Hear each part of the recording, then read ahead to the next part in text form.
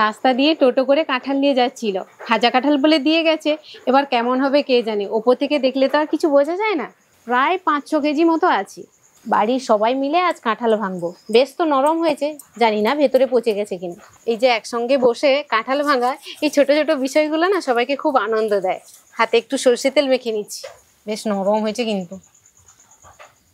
দোকানদার কিন্তু ঠকায়নি গো, একটা বেশ ভালো কাঁঠাল। কাঁঠালটা ছোট কিন্তু দানাগুলো বেশ বড়। কাঁঠালটা না মাপে মাপে পেকেছে। পুরো কাঁঠালটা 100 টাকা নিয়েছিল, ভালো পড়েছে কিন্তু, বেশ ভালো পড়েছে। ঠকায়নি যা। মা আমাকে একটা কাঁঠাল দাও না। নেবে? তাও তো ফুলটা বের করে দাও। আচ্ছা দাঁড়া, ফুলটার বীজটা বের করে দিই না।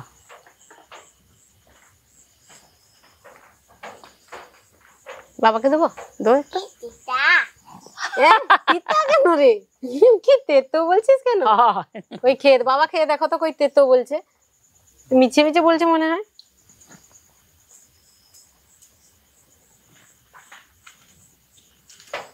কি গো তেতো? কি মিছে কথা, আমি তো অবাক হয়ে গেলাম, কাঁঠাল আবার তেতো? কাঁঠাল প্রচুর মিষ্টি হওয়ার কথা তো।